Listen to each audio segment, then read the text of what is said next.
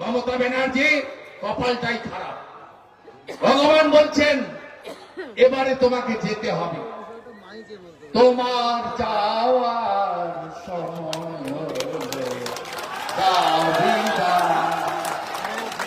কারণ মমতা ব্যানার্জি শেষ দুটো চোরকে ধরেছিলেন, সুজিত বোস আর অরূপ বিশ্বাস।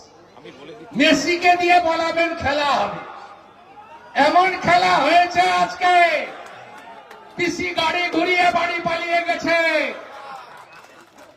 এমন খেলা হয়েছে, চোরেরা ৬০০ কোটি টাকা লুট করেছে মেসির নামে। টাকা ফেরত দিতে হবে, টাকা ফেরত দিতে হবে। আর অরূপ সুজিতকে কোমরে দড়ি পরে জেলে নিয়ে যেতে হবে।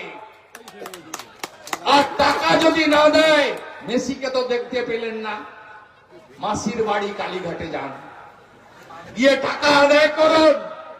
তাই ভগবানও চাইছে না। আর মেসি খুব ভালো করেই জানতো ওনার সঙ্গে যে হাত মিলাবে তারই পতন সুনিশ্চিত। যে হাত মিলিয়েছে, তেজস্বী যাদব গনফট, অখিলেশ যাদব গনফট, কেজরিওয়াল গনফট, যার সঙ্গে হাত মিলিয়েছে পরেই ধপাস।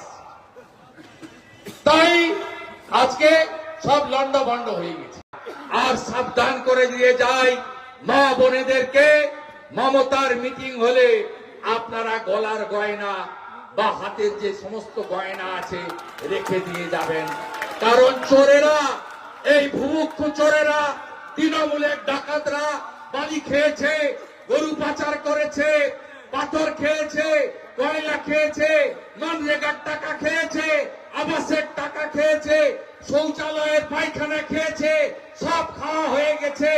এখন মমতা যেখানে যায় সেখানে গলার হার মেয়েদের ছিনতাই করছে।